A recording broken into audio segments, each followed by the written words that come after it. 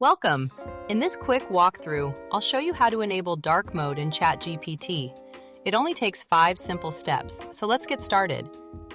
First, head over to the ChatGPT website and sign in using your account credentials.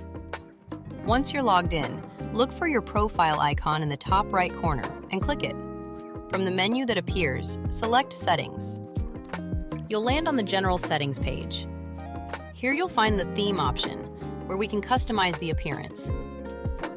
Open the drop-down menu next to Theme and choose Dark from the available options. The interface will immediately switch to the darker color scheme.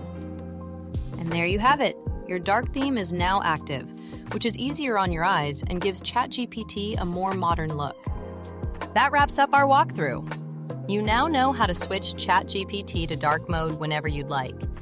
Feel free to run through this again anytime.